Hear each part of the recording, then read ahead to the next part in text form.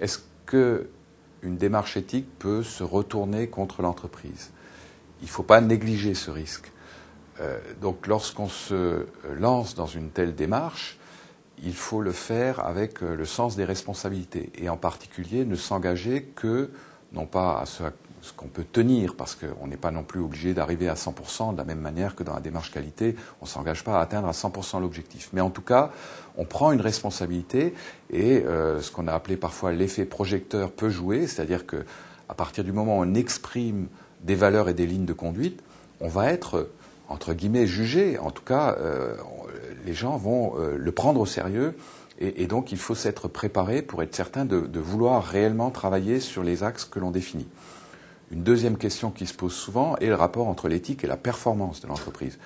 Et une opinion courante et je crois fausse, même si ce n'est pas facile à démontrer, est qu'on est ou bien performant ou bien éthique.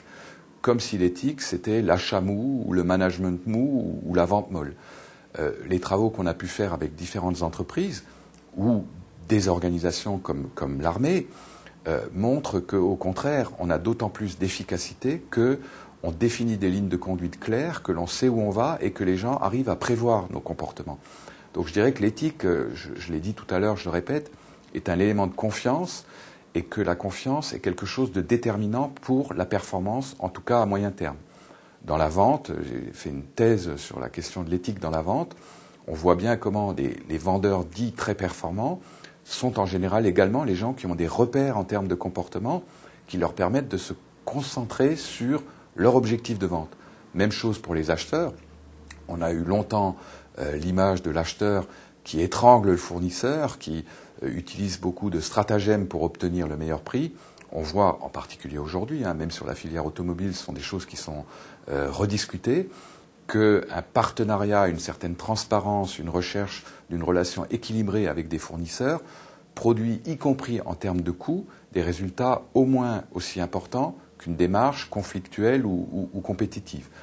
Et puis que lorsqu'on a eu des comportements limites avec des partenaires internes ou externes, on ne peut plus non plus compter sur eux. Donc il est très important pour le chef d'entreprise qu'il y ait un niveau de confiance important qui va, alors je vais utiliser un terme barbare qui est celui de la gestion, réduire les coûts de transaction et de contrôle.